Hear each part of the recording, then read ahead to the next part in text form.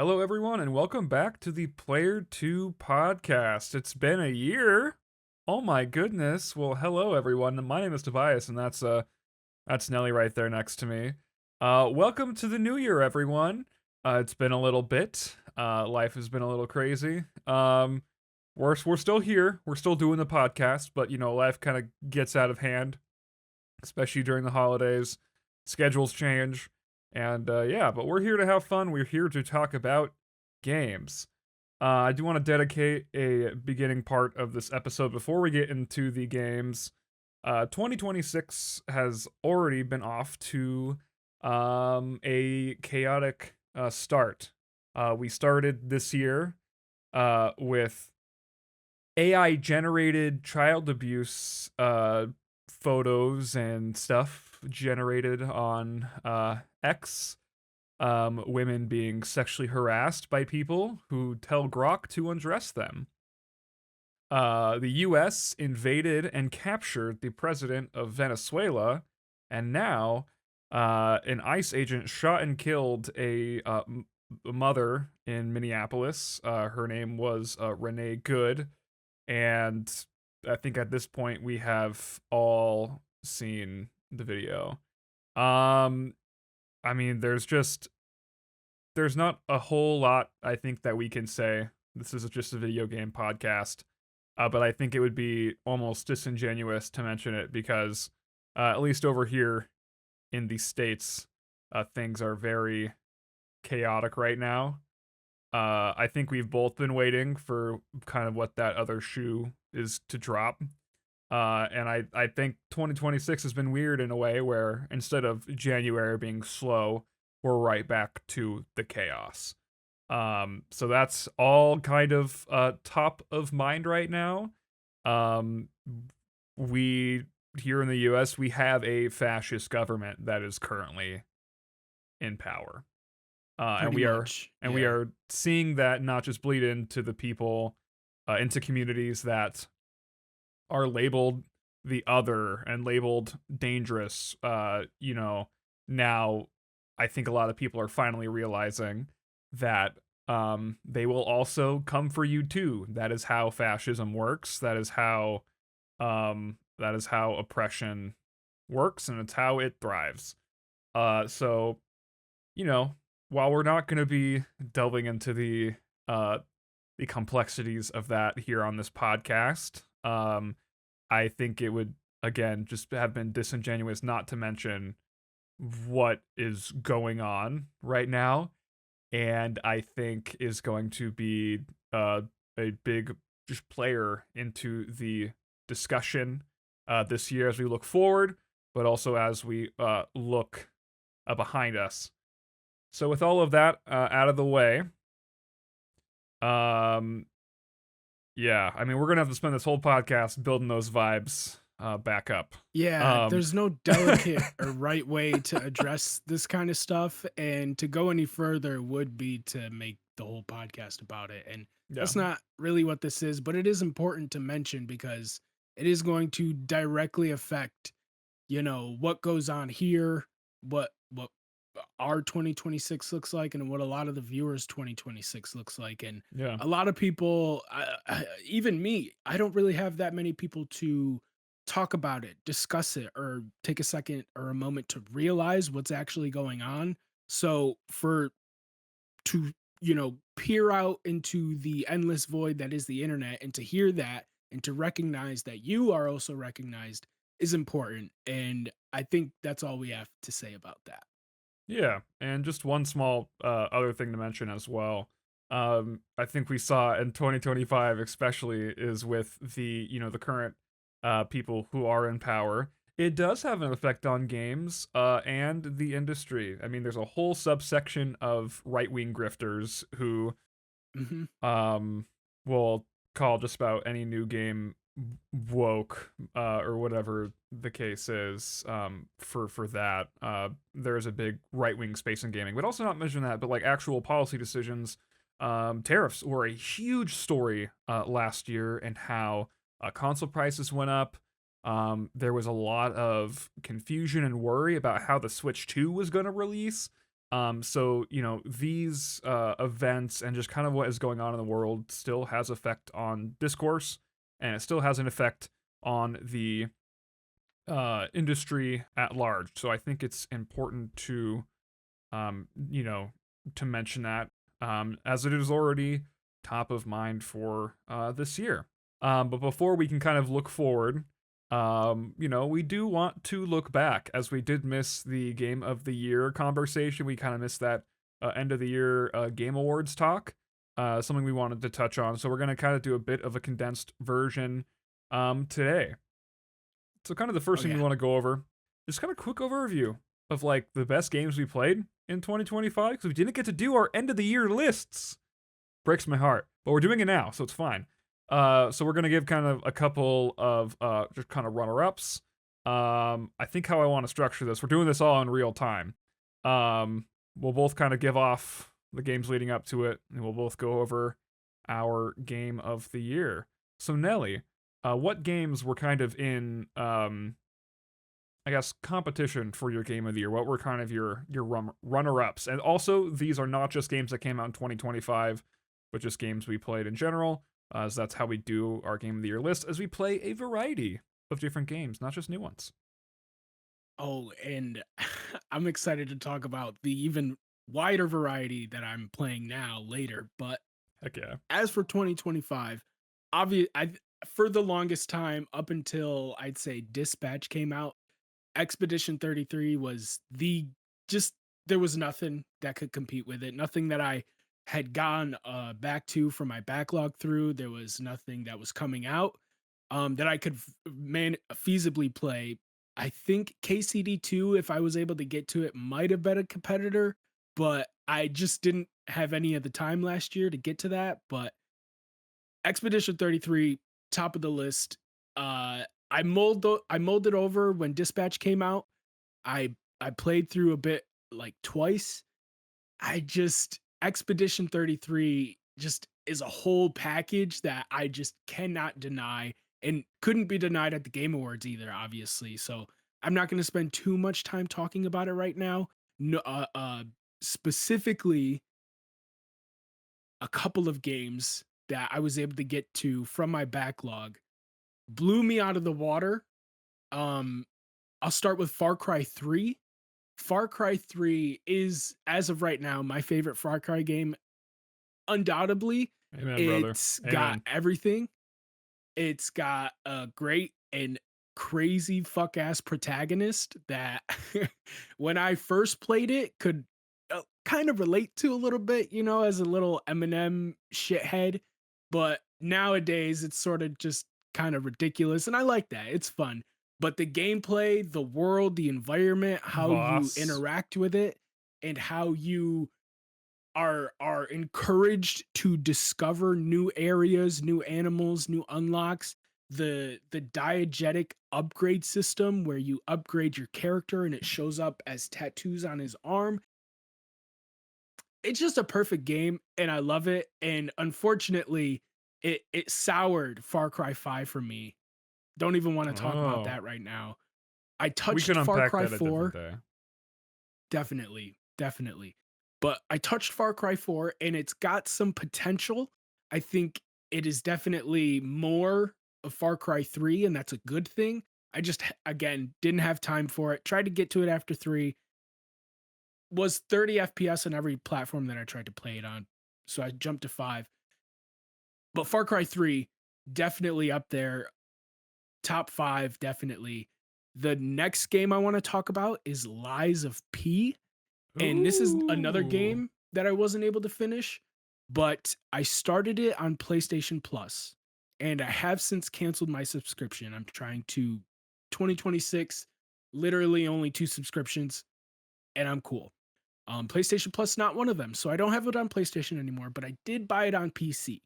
And I'm at a point now where there's just one boss that is so cheese that I had to put it down and get to other stuff. I have played past this boss on PlayStation and I know that it does get better. Like it not just apart from this boss, but the the part that leads after this is even more enjoyable than the start was, and I already really liked the start. So I am excited to get back to that. It will be the first Souls game that I complete, so that'll be Oh. interesting. Um, Let me look at my list real quick. Metaphor, no, not Metaphor. Sorry, that's for later.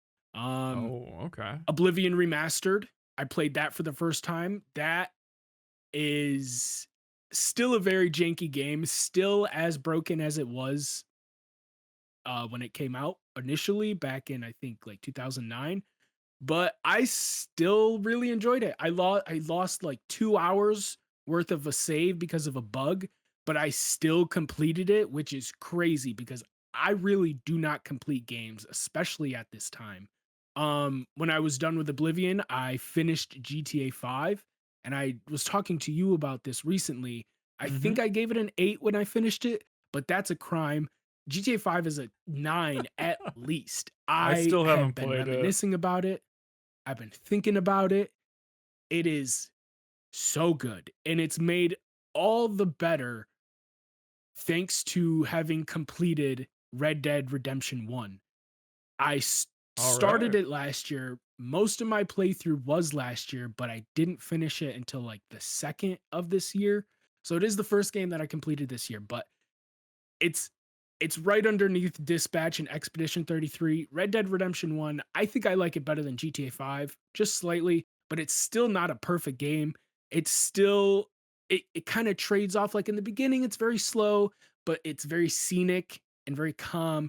Later in the game it becomes very chaotic and that scenery, the landscape and everything that you enjoyed at the start sort of becomes not the strength of the game anymore. It sort of flips towards gameplay, and I appreciate that. It's just not a perfect game. It is kind of janky, but I label it as the first modern Rockstar game because of Mm. those real-time in-world interactions. Not GTA 4? Um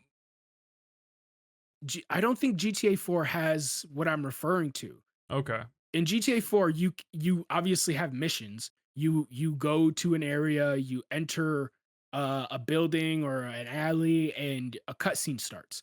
But in Red Dead Redemption 1, what they started doing was on your way to or from a mission or just traveling anywhere really, you can run into an NPC that is sometimes story related, but oftentimes isn't. There's tons of random interactions that are missable.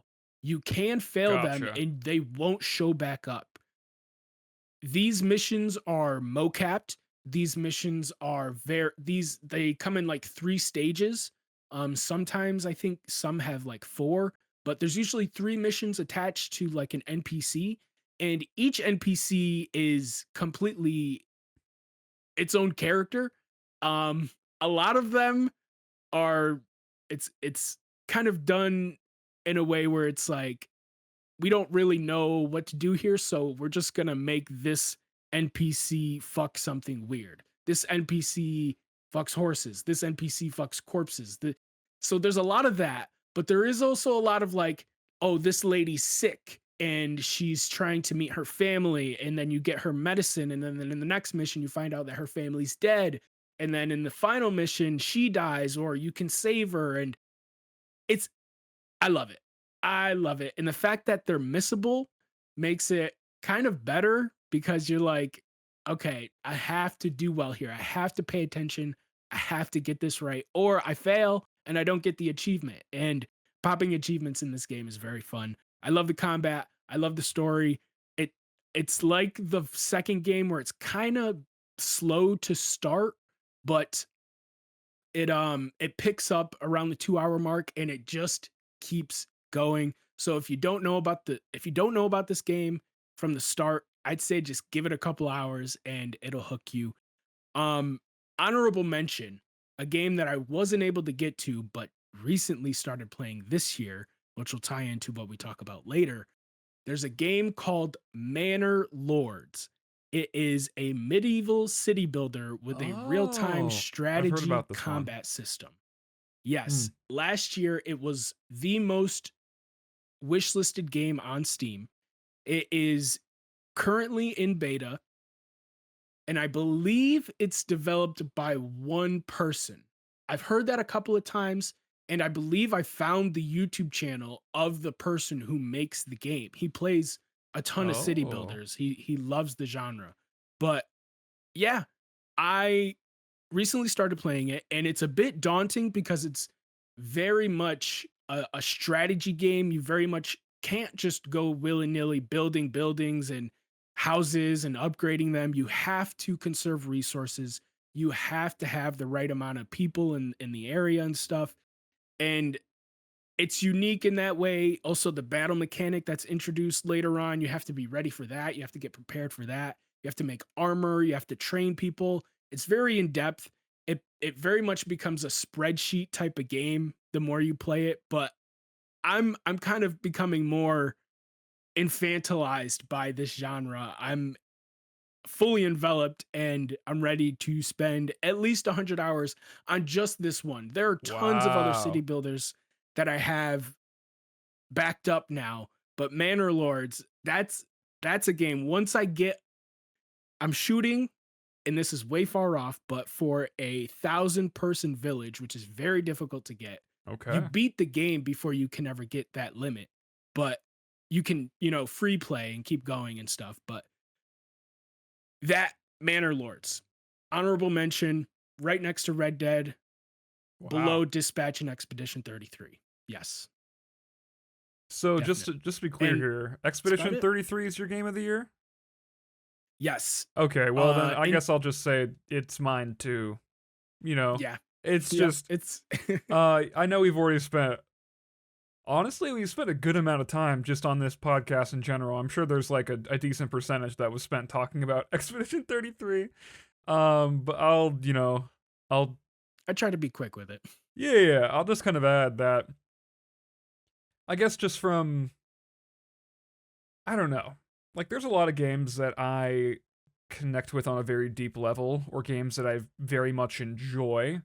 Um but I feel like it's more rare to have a experience that impacts me as emotionally as Expedition. Right off the jump too. Right from the start. Yeah, from the Before a very word is start, spoken. before a word is spoken, like the way the game puts you into a world and the story just starts right away.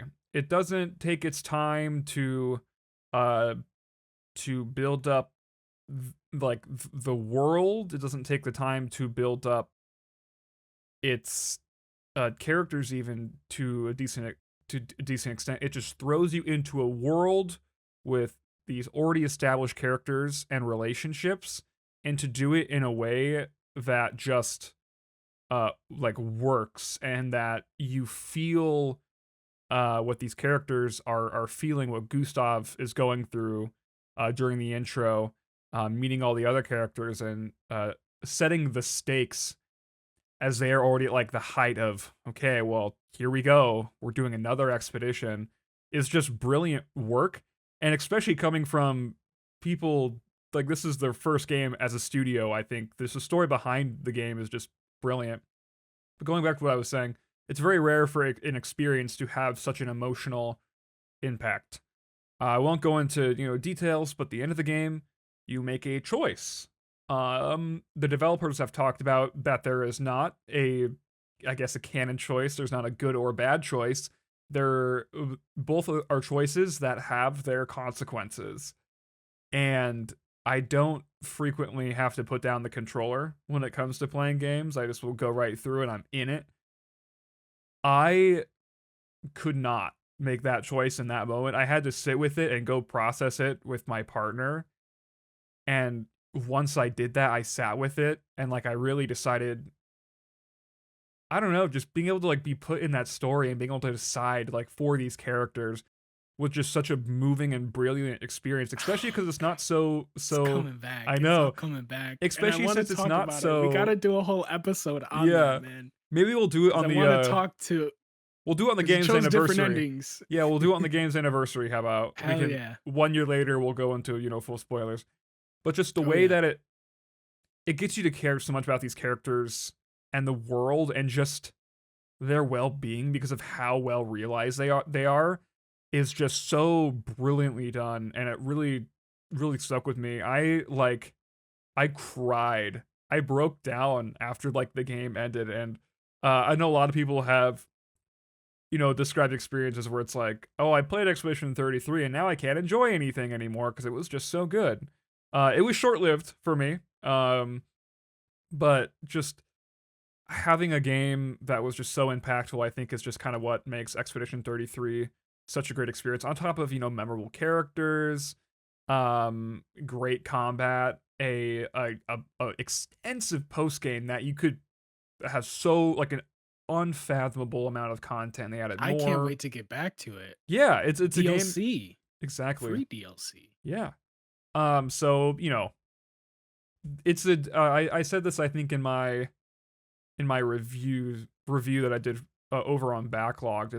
It's a game that maybe we'll think back differently, but it's one of those games that you kind of feel like truly feel its impact on the industry, impact on other players, and it just feels like one of those generational games. And it won like at the Game Awards. I think it won more categories than any other game previously, beating The Oh, yeah. Last of Us Part Two's previous record.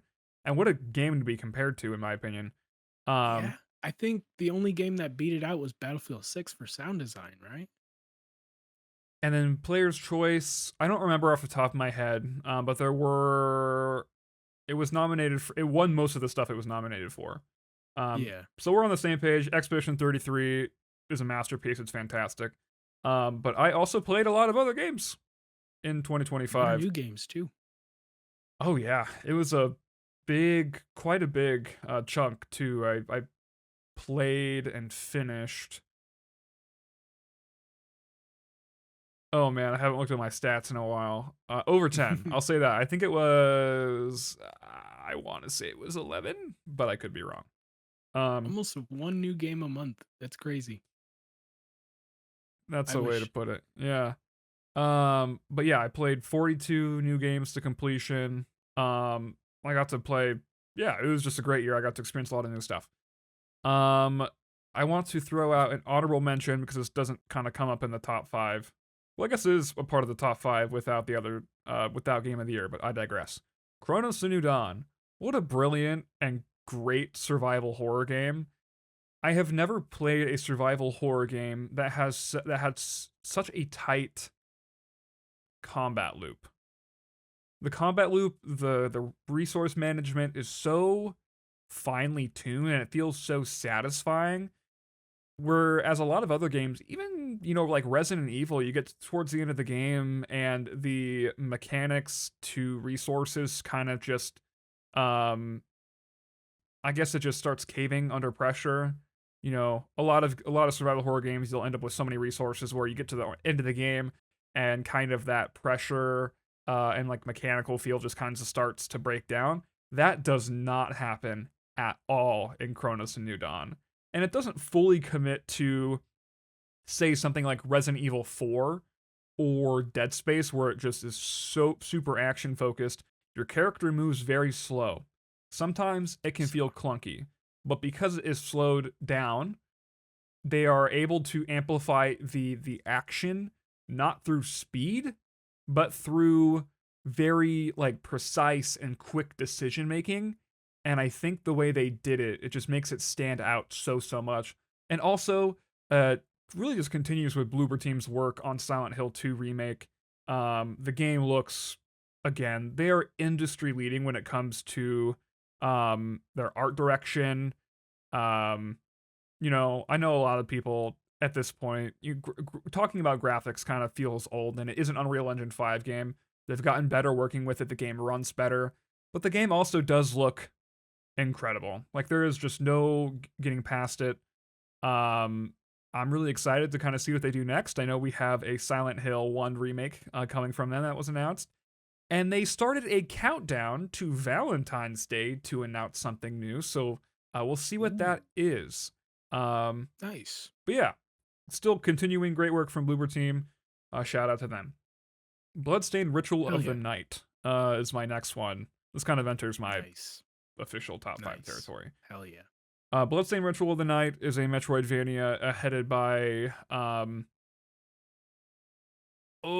is it Iga Kojirash? I can't remember the name off the top of my head. But he Ko ah yeah. I don't remember his last name on how to say it perfectly. Um, but he worked on a lot of the older like Castlevania Symphony of the Night and kind of pioneered the more Metroidvania style of the Castlevania games, going from the late 90s to the early 2000s. And it's a really really fun game. It was the first game I ever played um like this, and it got me into Castlevania. And I almost didn't pick it up. I had taken it off my wish list for a while, but I found it in a game store I was at, and I was like, you know what? I'll pick it up. And the rest is history. I ended up loving it. Um, so many people have like Metroidvanias have kind of blown up in recent times. But I like it when it kind of tends to lean more towards the Castlevania side. I've played Metroid Dread and I've played this game, and they feel very distinct, although you could consider them both Metroidvanias. It's just such a blanket term. Um, Yeah, I've but noticed. and it's kind of hard to describe why I enjoy this game so much. Just exploration is extremely satisfying.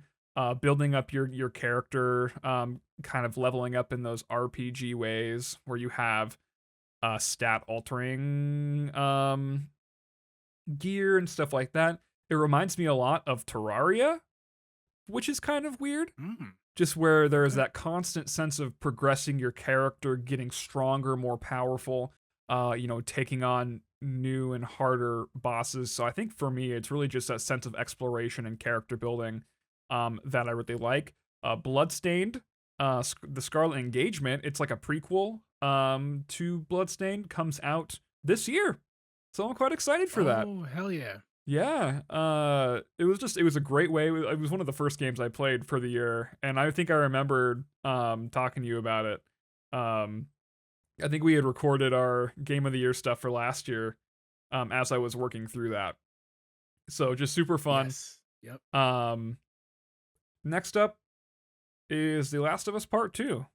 I finally got around to finishing it. I had started it the year prior, took a long break, and oh man, what a great game. Did you have it spoiled for you? Yes. I wouldn't say Mm, spoiled. I just knew it was going into it. It was during that video essay territory where I was watching a bunch of video essays and I'm like, I'm never going to play this. And I played them. yep. It's, Same. yeah, the I video did the essay same to thing. actually playing Pipeline is real. But, I had known, for a long time, but I'm glad that I did. And I think it made me, like, I cannot imagine playing this game at launch with the deceptive marketing and just having all that the discourse surrounding this game is so tied to all the controversies that this game, went through at that time. A lot of it was just stupid and unfounded, but a lot of it, does kind of harken back to that. I'm glad I knew what happened, and I think I had a better appreciation for Last of Us Part 2. It can be a hard game to get through. It's so depressing. It is so it is so sad, but finally getting through Ellie's section, getting into, Abby's section, as we all know, but then getting to the ending, it's another one of those games that kind of sat with me. It's just I don't like the narrative surrounding this game where it's like, oh, it's just talking about how revenge is bad. It's more so of these two very damaged people lashing out in a post-apocalyptic world the only way that they really know how, and doing what was done to them. I guess just perpetuating that cycle of violence. But the game kind of going into it, whereas if that is what you commit your life to, it's just gonna get worse for you. Like there, you Yeah, cannot build I a wanna life. You cannot build a life on top of that. Everything eventually it just consumes everything. And I think that's what it's about. It's these two young people losing themselves and having to refine them.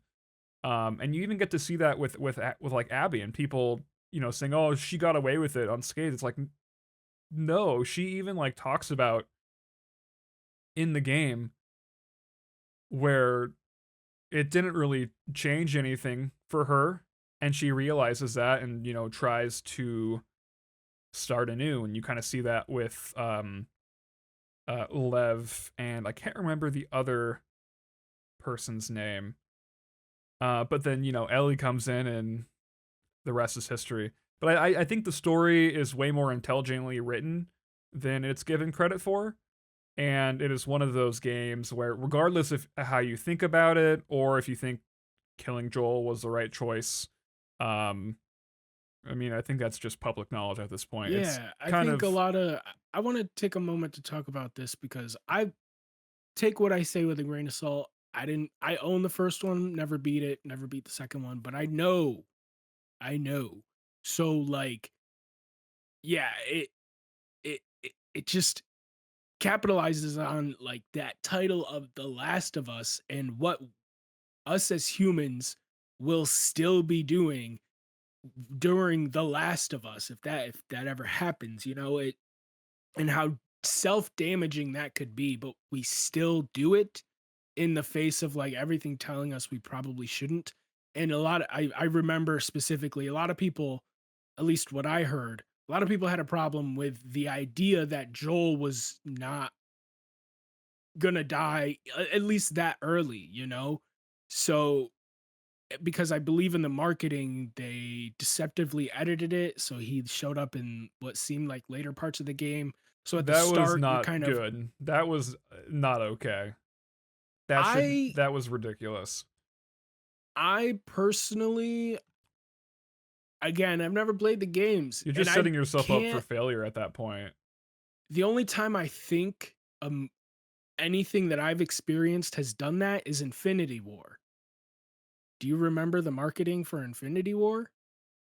Everybody was supposed to show up during that Wakanda battle.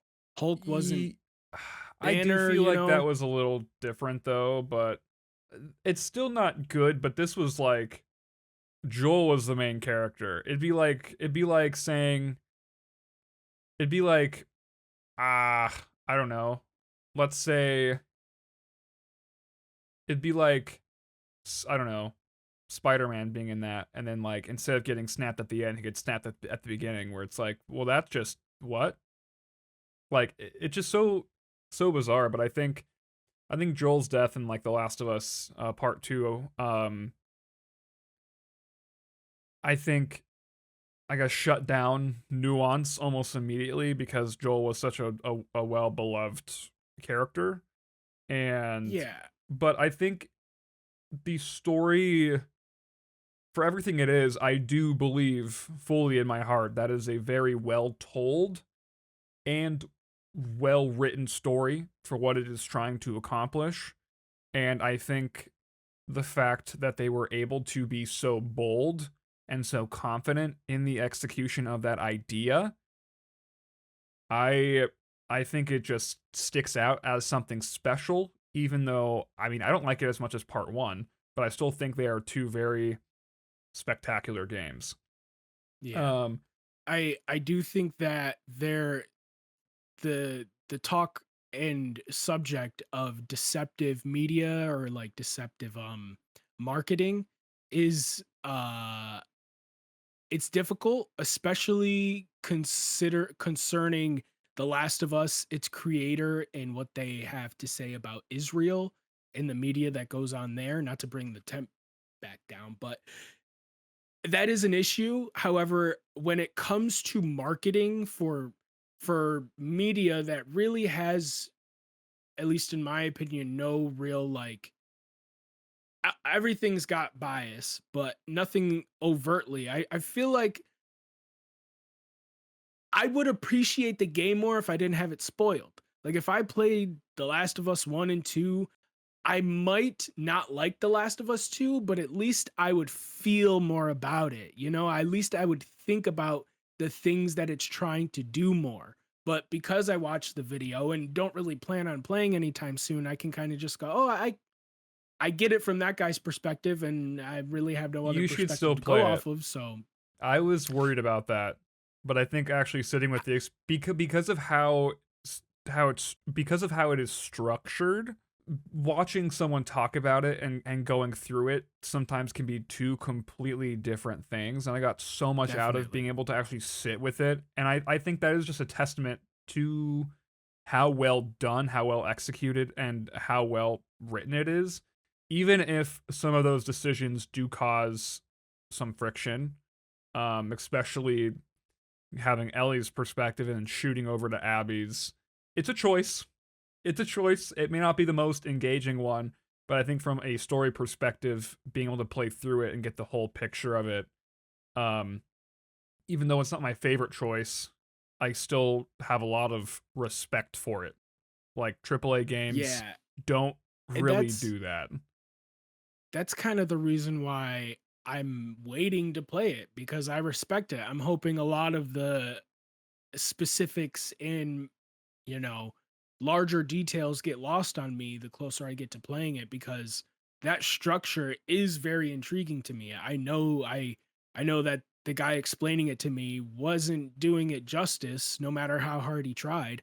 So, and I do genuinely feel like if I were to experience that without knowing, I I would appreciate it more. I would be more affected by it. Um it it just unfortunately I did, yeah. And it is the same thing like I don't know, movies are different, so I can't really compare it to that. But if someone I guess this is a good comparison. Red Dead Redemption 2, I had that spoiled. That was kind of unintentional, but still, like I was almost done with that game and I haven't really picked it up since Oh, cuz I that's tough. know. I know. I I already know the ending to that. I know the ending to most there games in my backlog, unfortunately. there's a large chunk of Red Dead Redemption 2 where I left off and the ending that I don't know about. I do know about the prologue, but and it is going to be a lot better for me now that I've played Red Dead Redemption 1, but there's still so much to experience from Red Dead Redemption 2 that I do Yeah. feel like giving that game more time, but I'm definitely going to play RDR2 before The Last of Us 2 because Yeah. yeah, you talking about it now, I feel like I played the game before, but I know I haven't. But Dude, great as I just things. remember so much about it. Yeah. That video was sort of just like, oh, I'll put something on, and then I was like, oh, I'm enveloped. Okay, Yeah. damn, I can't Great turn this off. things great things come in twos. Uh Hmm. but something that is not a sequel to anything. Kind of just getting through. I got two more games to go through. Um I could I think I've already gone on for more than I intended. But Dispatch. You already kind of talked about it. Dispatch was a game I was not expecting to play. I didn't even buy it. Uh, I got my I got my brother to let me use his Steam account. Uh, because he was on it, he bought it, and then he offered. So I was like, absolutely. I chewed through it in like 2 days. I think I played like the first episode or two back to back, Yeah, and because then you I you played picked it up through. when the last episode came out, right? Yes, yes. I'm so glad I waited because I played through 1 and 2, and the next day I played through 3 through 8. It's so good. It's great to see like the return to those kind of Telltale style games, but this one does feel different. There is not. This one is it almost feels like not just a new evolution for choice based games, but just like choice based media in general.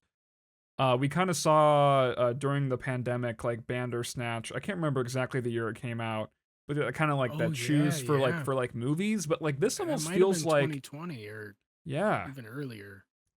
Or in like Dispatch is still a video game, of course, but it kind of feels like it's could almost be its own thing. The animation is Oh, TV it's so good. is like TV level So good. quality. It's like I was blown away. Like the old Telltale games have nothing on that. That was like one of the things where it's like these games are made with sticks and tape. I know the Telltale engine had problems. And wasn't that great. This game was made in Unreal Engine 4 and you can't even like I don't know. It's just like the animation stuff in So general. clean. Yeah, and then the And way and yeah, but I really like those. We don't really get a whole lot of them, but those choice based games. And one of those games hits, it really hits, and I think you can already I think just the sense of the community that Dispatch has already grown. I just think I'm so happy that this game was successful. Not just because of that, but just because of the brilliant characters they made. These characters were so well written, so well realized, so charismatic, so likable.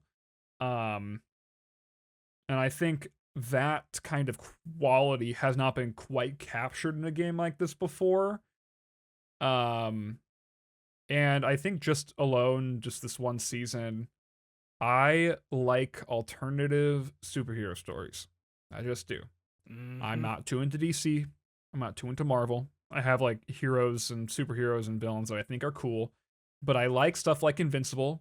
I really like stuff like There's with the tons of that boys. media I now too. love adult superhero content, and this just is that. The romance in this game also like special shout out to the chemistry between, um, Robert Robertson and Invisigal. Great. It's just the way these characters work together, play off of Oh each other, yeah. how Yeah. earnest it feels, but also how adult it is just something really really special. I hope they continue with this world and with these characters, um, and just kind of that like workplace superhero banter and humor. It's really good. I really like We've it. It got has to great performances. talking about this now, we've got to do whole episodes on specific games because Yeah. there's just so much coming at me right now that I want to mention, Yeah, but I'm trying to like highlight alas. the best of it, but again, we could, There's a lot of best. get all into that. My last game, which was almost a little bit of background. I actually had started this game back in 2024. Feels like two lifetimes ago. But I didn't finish it until January 1st of 2025. It was the first game I finished in the year, and it was the first game of two, the other one being Expedition 33, that I gave a perfect score. That game is Inscription. Feels like forever ago that I played this. But if it wasn't for Expedition 33, this would have been my game of the year. It is a like deck building roguelike that is, very much themed around psychological horror. And there's really not much else I can say without spoiling it. The card game and the mechanics of it. I am not someone who's into card games, either digitally or whatever. Balatro like never appealed to me. Some of the other games I think like Slay the Spire, I'm just not really into them. But I also don't really play card games in real life in general. I want to get a physical set of these cards. I love this game, like the just the theming of it and how it plays as well is just so good. They have an endless mode too, which got like DLC after the game's release, and it's also very very good. I put quite a lot of hours into the kind of the endless mode or just doing those runs. I don't want to. The structure of Inscription is weird. It is an experience that is better left with little said as possible, but the game just presents such an interesting mystery and kind of seeing that unfold, but not just unfold, but evolve and evolve multiple times and to still keep you invested even though it just keeps on evolving is a testament to the strengths of the gameplay, but also the strengths to, I guess, the lore and intrigue that the title is able to create. I would say just in general, even if you're not really into deck builders or roguelites or whatever, I think that it is just a game that is worth checking out if you are a fan of horror. And I will leave it at that. The game is brilliant. And special shout out to Returnal. It almost I almost finished it last year, but I did not finish it until a couple of days ago, and that game is brilliant. I am so excited for it's not a sequel, but like a soft sequel. Same developers making a game in the same style, just evolved, and that is Saros, coming out in April 30th. I think it got like a slight delay. I'm very excited for that. But I think it kind of brings us to this year. We're finally caught up. How wonderful. We got to play some really good stuff, last year, but of course it is now this year.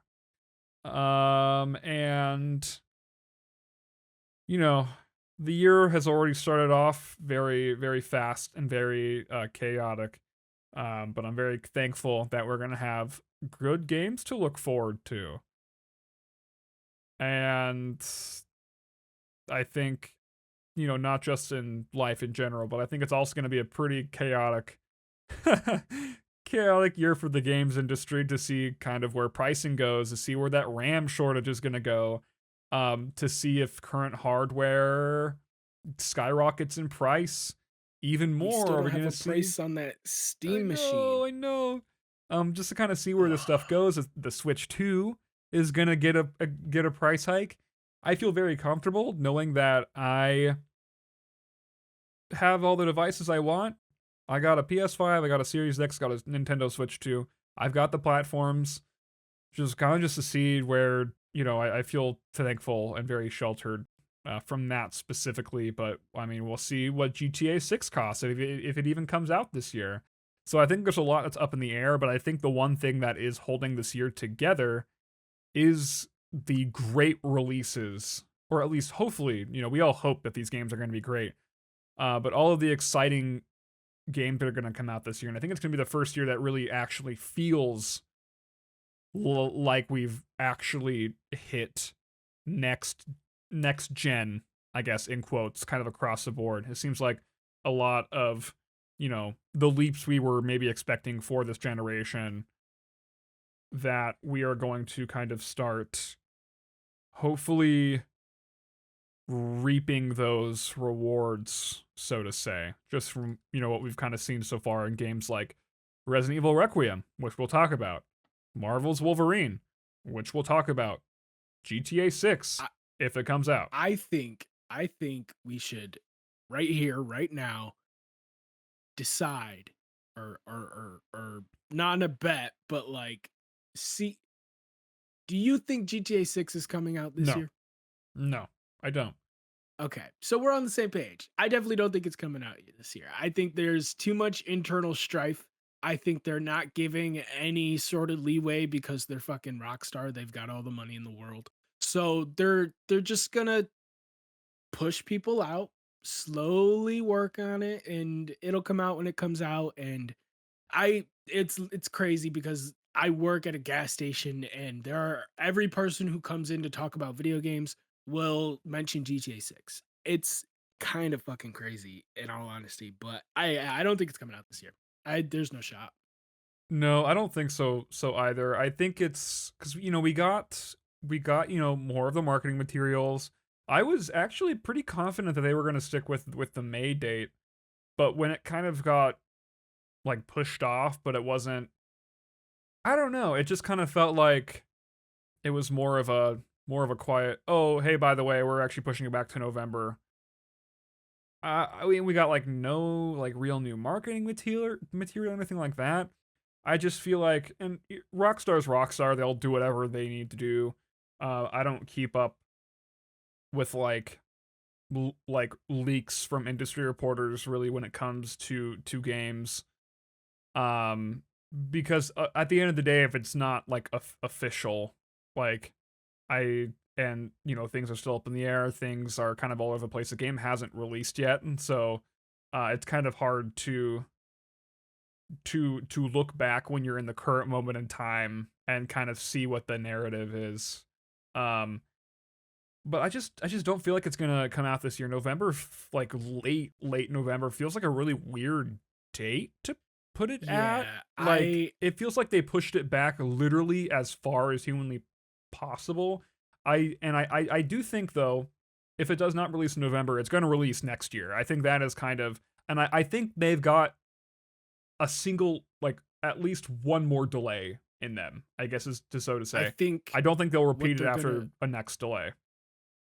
yeah, I think what they're gonna do is the same thing that Assassin's Creed Shadows did. That was supposed to come out November 2024, but there was a ton of stuff coming out at that time, and they also definitely weren't done with that game.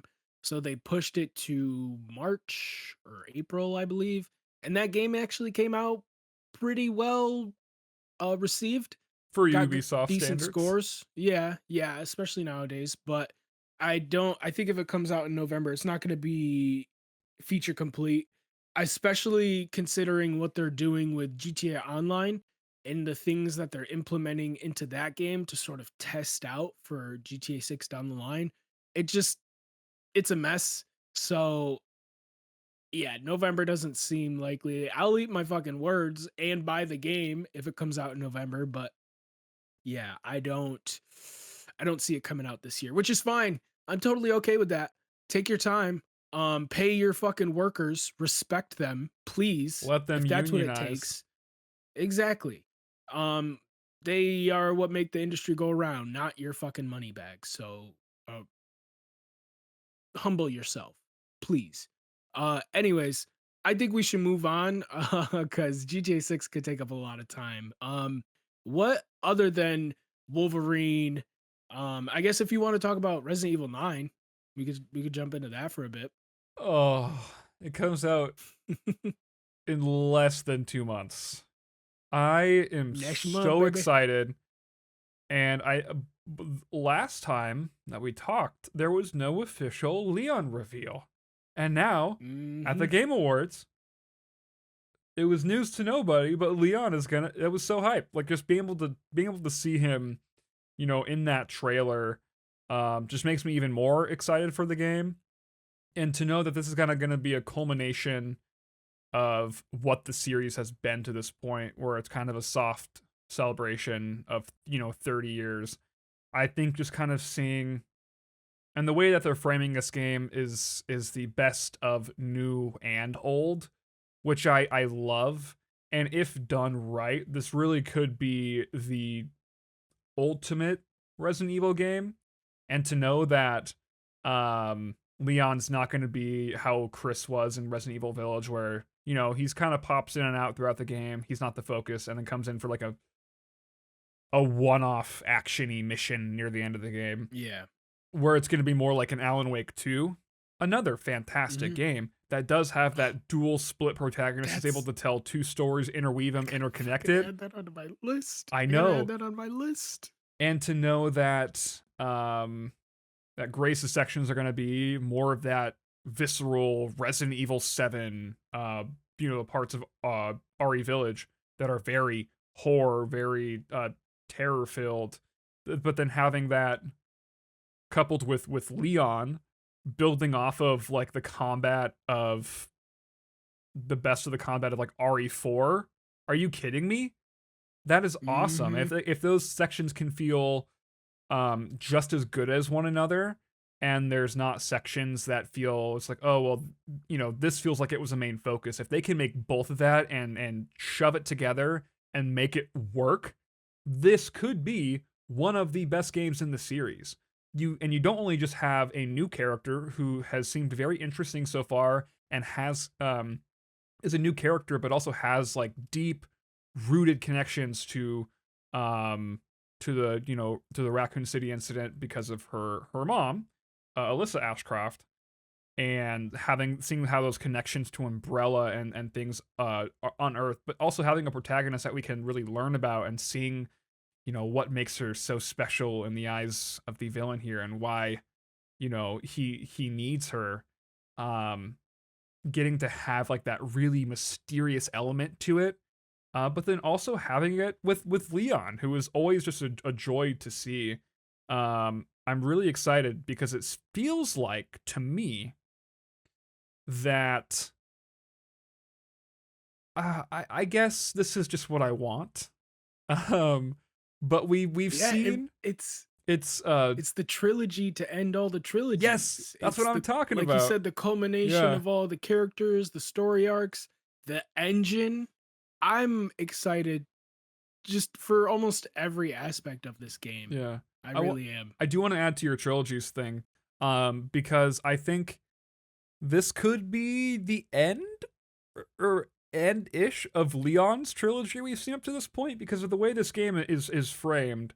2019 we got the Resident Evil 2 remake. We got to see Leon, remade into the current generation. Um, Model. yeah, you get what I mean. Mhm. 2023 we got RE4 remake. Um, one of my favorite games of all time. It's great. But the way that they deepened Leon's character and connections to other people, I think was just so well done. And how they just they grounded the story a lot more and got to, I guess, let Leon's character really breathe and let his characterization shine when coupled with the characters that he's put in that story. And I really think it got to really grow and strengthens Leon's character. So if we can kind of get more of that, he's older now. I think it could fit as a great capstone to Leon's modern trilogy. Um, in like this new remake current games, kind of sphere. And I think I just want a satisfying story for Leon at the end of the day. Um Oh yeah. the game is doing a lot, but if they do all of those things well and make them, complement one another, like again, I think this could be one of the best Resident Evil games ever made, and I think it's definitely a game to pay attention Mhm. already before the game even comes out. I'm gonna say, for game of the year conversation. I think it's gonna be something that Mm, comes up at the end of the year. interesting. That's also another prediction. It's gonna be a stacked Nice. year, but I do Hell think yeah. that Resident Evil Requiem will definitely be a part of that conversation, as it is gonna be one of the biggest AAA games that I think that comes out next year. It's not gonna do like a GTA This 6. year. Yeah, it's not gonna be like a GTA 6, but Resident Evil has huge staying power. Those games sell a lot of copies, especially over time. They age very, very well, and Capcom just knows what they're doing. So Yep. I'm just very excited to see how this one shapes out. I am probably as excited for Control Resonant as you are for Resident Evil 9. I when I saw the motherfucker at the Game Awards floating up, I in the suit, I knew it was Control, and I was so excited. I was so excited. And mainly for two reasons. One, the openness and what that implies of the game, how I don't think it's the hiss, but it's maybe it is the hiss, has made it out of the building. Other things have made it out of the building. So it's this big open city that you now have to fight in essentially, and what that implies for the surrounding area, but also the combat itself. A big problem reading articles and reviews and stuff back in the day when Control came out, a lot of people had a bit of an issue with the combat in the respect that it wasn't focused enough on melee. Like the service weapon is a weapon used throughout the ages and it changes and morphs. And at one point it was even Mjolnir. So the fact that you don't really use it for melee in the game was a bit upsetting for people. And once they pointed that out, it did kind of like, you know what? I could see it fitting in, but I'm glad that 2 is sort of capitalizing on that, and it's gonna be mostly, if not all, melee focused.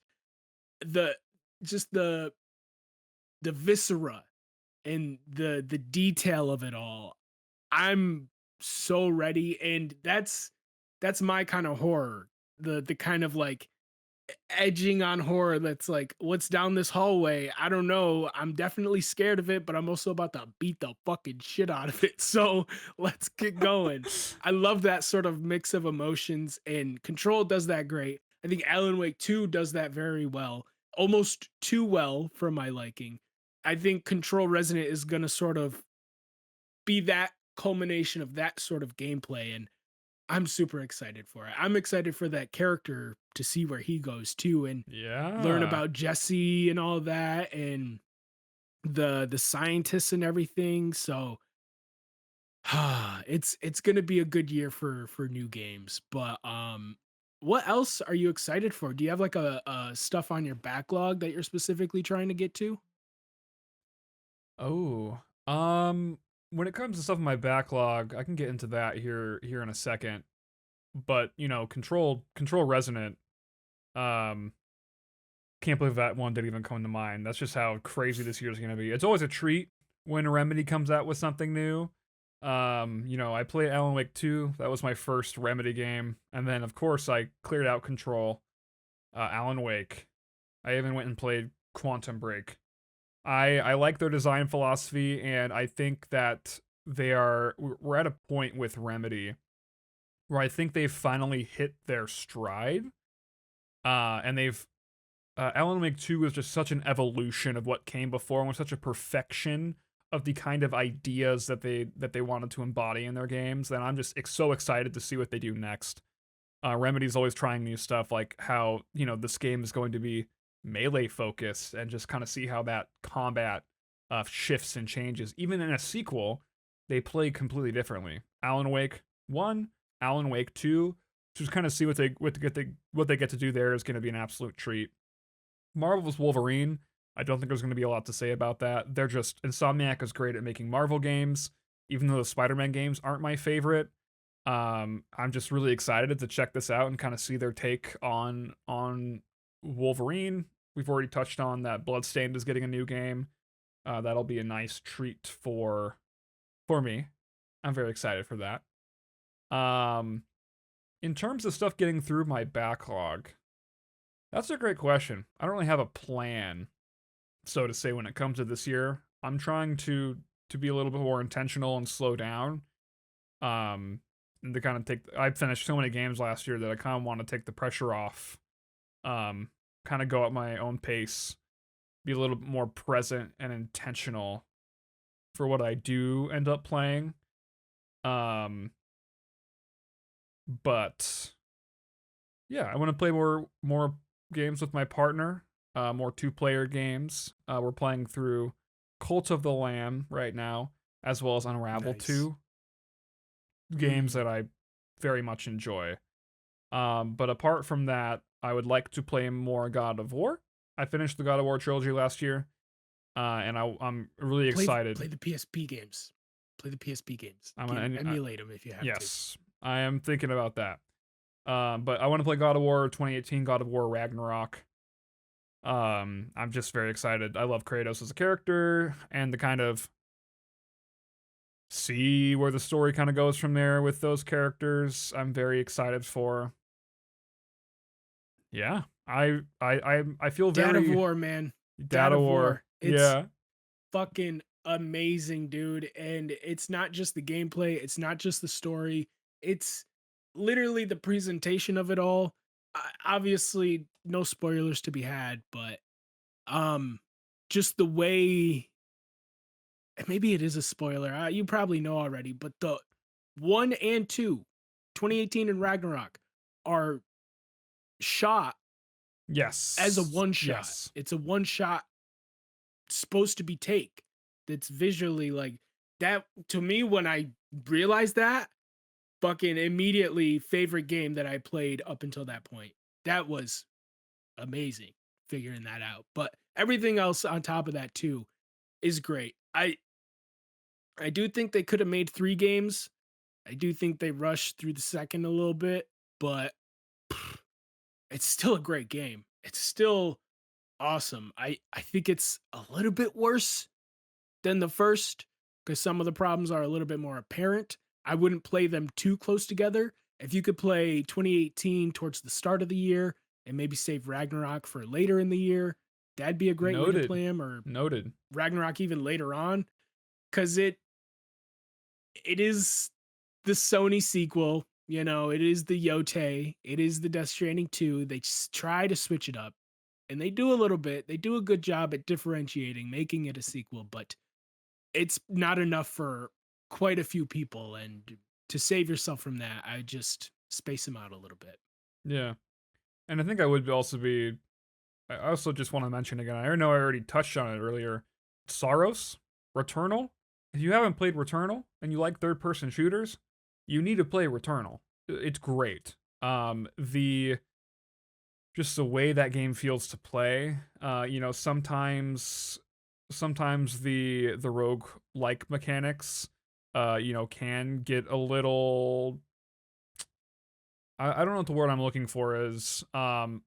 They can kind of sometimes with the way that Returnal is structured and kind of the storytelling, sometimes that those mechanics clash a little bit, but it's more than worth it for the experience that is kind of shaped. And it's going to be really interesting to see how Saros handles its story, kind of handles those mechanics. It just seems like it's going to be a super dialed in Returnal when Returnal was already very well made and very well done. Is one of the most fun times I've had playing a game, just in general.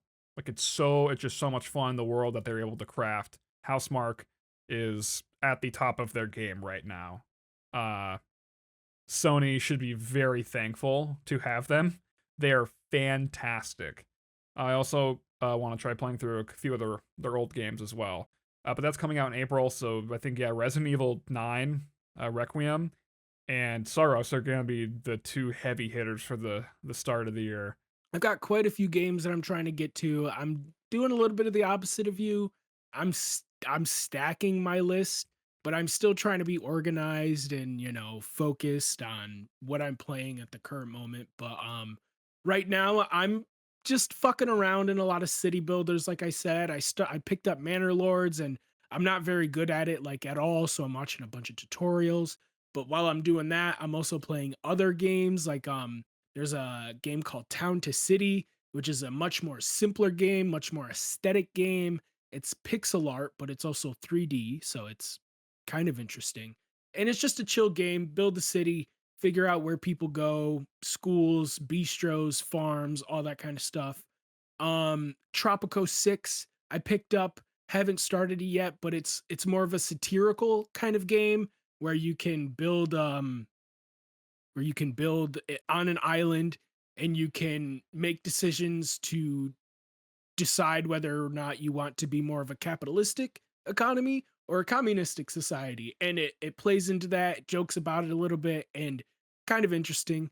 GTA 4, I'm on a big Rockstar kick right now, so GTA 4 is going to be one of the next games that I actually finish and complete, alongside Death Stranding. I did pick up Death Stranding 2 physically, but I'm probably going to do what I suggested you do for God of War and save Death Stranding 2 for the end of the year or maybe even the start of next year, because Death Stranding's a huge game, and from what I've seen at least, 2 does change things up. It does switch up the scenery. It is a different game, but a lot of it is the same still. It's the Sony sequel. But after Death Stranding, Lies of P, definitely another game that I want to complete right at the start of the year. And then after that, I want to try and get to some more JRPGs. Some of the ones that I picked up a while ago, ones I didn't finish, specifically Metaphor and Persona. I'm gonna have to space those out because they are very similar in a lot of the things they do. They're unique, obviously. They're not the same game, not as much as like a Sony sequel or something, but they are JRPGs, turn-based battle mechanics with similar types of like effects you can capitalize on and suffer from. So gonna play Metaphor first and then save Persona 3 for probably the summertime or something like that. I got a lot of games on here. KCD, Kingdom Come Deliverance, I definitely want to get to that this year. Manor Lords has kind of imbued me with this appreciation for a medieval time, whether it be in movies or video games or books, even. I'm just kind of fully enveloped into that sort of aesthetic right now. Um, you bringing up Alan Wake 2, I definitely have to finish that this year. You haven't I finished didn't it? finish it last year. No, Oh, I have not. I oh, I don't want to say it scares me because it doesn't scare me. It's just really fucking intense, man. It's really, come on, man. really intense. You're And doing I a can't, disservice to yourself and the game. I Come want to complete it, on. but like, I also, just thinking about it, yes, I do want to play it. I do want to have fun with it. But you got to understand that the gameplay really affects me. Like walking through the woods trying to find collectibles and hearing those fucking noises because I'm playing with these on. I'm trying to stay immersed. Like I'm trying to be enveloped, but I'm also trying to pay attention to the story. And it's cool the way the story is presented, but it's not quite for me. That fucking pinup board with all the goddamn papers everywhere, it it's It's probably very not simple that and bad. it's probably not. But with everything else going on in the game, I can't fucking focus, man. It's so difficult because at one moment you're in a fucking alley with all this graffiti and the lights flickering and shit's changing, you're getting visions and then you're in the woods and it's a lot and it's why I like horror movies because they affect me greatly, Evil Dead specifically, but it is still hard to watch them. Like I love watching them, but it's hard to watch them. What are you I talking love Alan about? Wake 2, but it's I hard did to not play know for me. I was talking with a coward. I I am a big bitch, okay? And I'm not afraid to admit that.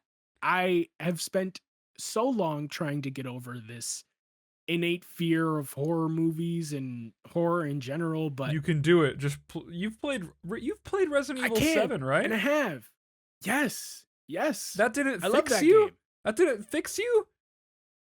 Man, It fixed it's me, let not me tell you about that. some of that game is just so fucking goofy and I can get But like, around is that. it It's though? this Is it though?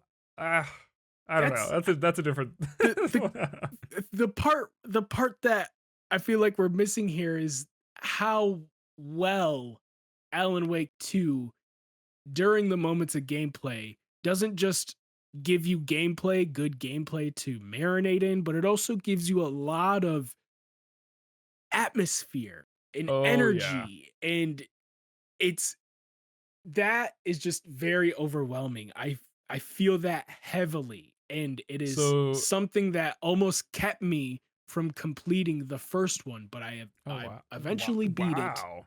Is it kind Yeah, of yeah. the whole idea of like these places that are so mundane and so normal, but they're not? Is it kind of like that uncanny aspect to it? Is that what gets you? That definitely plays a part in it. It has a lot to do with sound design and the visual That is so elements fair. That is so fair. to like I don't know if this has anything to do with it, but I'm like spatially blind and it sucks because I work at a gas station. So if someone asks for something behind me on the shelves and I don't know exactly where it is, I'm going to have a hard time finding it because I can't focus correctly. My brain doesn't let me. I've never been to the doctors for it, so I don't like saying this, but I probably have some sort of ADHD or something like that. And it's an overload on the senses and I just have to put it down. I had to put it down and unfortunately I haven't picked it up recently, but I've definitely Control Resonant is definitely gonna either before or after is gonna push me to it. But I'm just excited to see yeah, how they I probably expand that lore, expand that yes, world. Having two Alan I Wakes and two love it. controls, that's four. I'm excited for it. I'm ready for it. Amazing. some more like JRPG like games. Dragon Quest 7 Reimagined is coming out next month. I Hmm. believe there's a demo out for it right now. It's not a remake, it's not a remaster, it's reimagined because they there was some complaints about the first Dragon Quest 7 being like way too long. So they shortened it. They also just remastered 1, 2, and 3 in like a HD 2D art. And those look amazing. But they're a little bit more mundane. And I don't know if I'm gonna get to those this year, but Dragon Quest 7 Reimagined looks fun. I like that a lot of these studios, like Final Fantasy, like Dragon Quest, and I guess sort of like Resident Evil 2, where they'll take the old game and they'll sort of like there's a purpose to sort of changing the story for time, for brevity, for clarification. And then with that change, you can add or expand. And when you do eventually get to that sequel, it's fuller and more rich because it's not only building off the original games, but what the remakes brought to the table as well. So Dragon Quest 7 is on the list. Sea of Stars is right next to that. Sea of Stars is a game that I've been trying to get to for years now. I've It's heard good just a cool things. looking art style. It's sort of similar to Expedition 33 battle mechanics where you can like time blocks and parries. I believe that's the game that I'm thinking about, Sea of Stars. I don't know. I just know it's beautiful and it's I've heard people say it's a bit too long and it doesn't really change much of throughout. Like it's sort of the same all through. It's really just the story that's developing. So that's kind of one that I've put off a while, but I do want to get to this year. A lot of games, a ton of games. I am excited to get to all of them though. Um yeah, GTA 4. Another Halo. Halo. I've Oh, started like I'm trying to do everything on everything. Like I've got my PC, I've got my PS5 and my Steam Deck. So on my PC, I've tried to play like the city builders and whatnot. And then on my PS5, I've got Death Stranding going. And then on my Steam Deck, I've got GTA 4 and Halo. Going through the original Halo trilogy, not too far into it, but it's fun. It's good fun. It's good to pick up for a mission or two and then put down for a couple of days, come back to it. It's interesting. It's janky as hell because it's like a 8-year-old game remastered off of like a 18-year-old game or maybe even older than that. Definitely older than that. Halo is like the original one is like 23 years old now or something. So that's crazy. But yeah, lots of games, tons of games. I've got my schedule filled, and unlike last year where it was kind of hard to get to everything at once, I was kind of coasting on Expedition 33 there for a while, and then a few other games before that. But I'm completing games. I'm getting through them, and I am focused, you know. So, and updating my backlog almost every week now. So, yeah, I'm really trying to square this whole circle that I've got going on. So, I'm excited. I'm really excited for 2026 as far as my prospects for gaming goes. It's pretty exciting. depending on how it goes, that might be the only great thing. But you know, we'll see. We'll see how that goes. I think it's fun that we're kind of swapping places in that regard. Like I'm gonna have a very busy life here. I'm still gonna game.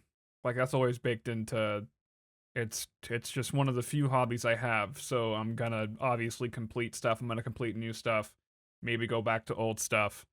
Um but yeah, I'm kind of going into this year with not really I'm just gonna play what I want to kind of play, and I'm glad that you're finally completing stuff. Finally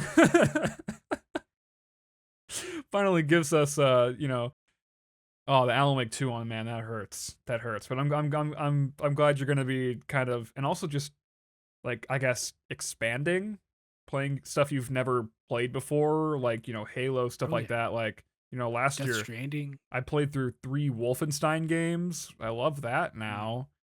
Not really a big that big of a fan of Doom, but maybe I'll play more games. ah, Um, Doom is so good. and That's a then game I didn't get to Metroidvanias. mention from last year Yeah. that I played. It was up there, but it didn't quite make the list. I want to get more of the Castlevania collections on Switch. I played through 2 of the games on the Dominus collection last year, and they're just really, really fun, especially getting it on having the Switch 2 and playing is just super, super fun.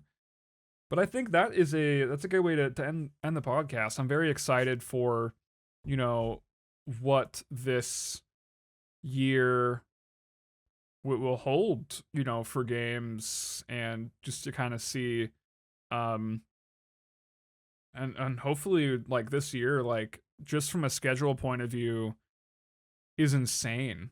Like, I think this could be a year, as long as, the games like Control Resident, Resident Evil Requiem, Marvel's Wolverine, we could be getting a repeat of 2023, but with um more of the staying power from indie and AAA from 2025, because 2025 was a huge year for AA and indie games. It Oh was yeah. primarily what I played, which was seeing that paradigm shift was so interesting, and being able to really play stuff that I've never played before. But then, also the downsides of stuff like Unreal Engine 5 being used for everything and having the same issues with every single game. But, I mean, just to compare 2023, Alan Wake 2, we're getting Control Resident this year. 2023, we got Resident Evil 4 remake. Now we're getting Resident Evil Requiem.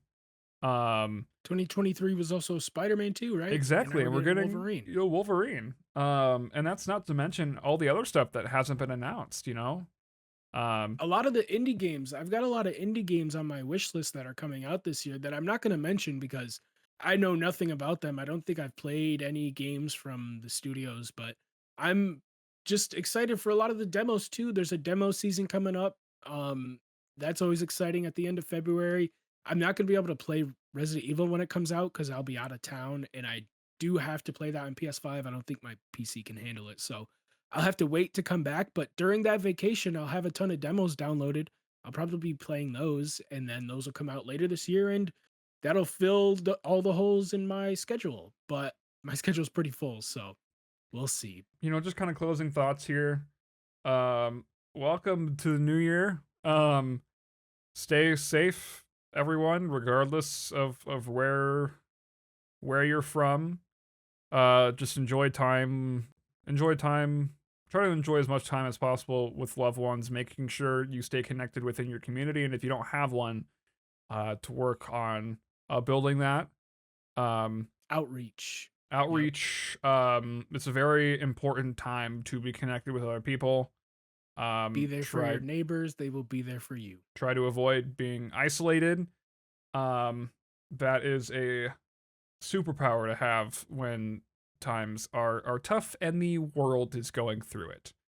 So yeah, just everyone, try to enjoy the stuff that comes out this year as much as possible. I know we joke about it, but well, I'm really hoping we get good games. I have so many games I'm looking forward to. We get season 4 of the Invincible, the final season of The Boys. Like, Boys, oh my we're god. gonna get Yeah. some, Holy hopefully, shit. banger media this year.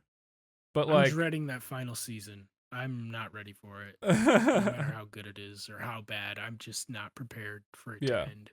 just make sure, all in all, just make sure that you're taking care of yourself. And we will try to do the same as well. And with that, Nelly, do you remember what you say at the end of every episode? You want to send it Yeah. off? Well, could do a little bit different for the new year. Have a Okay. great new All year, right. y'all, and game on.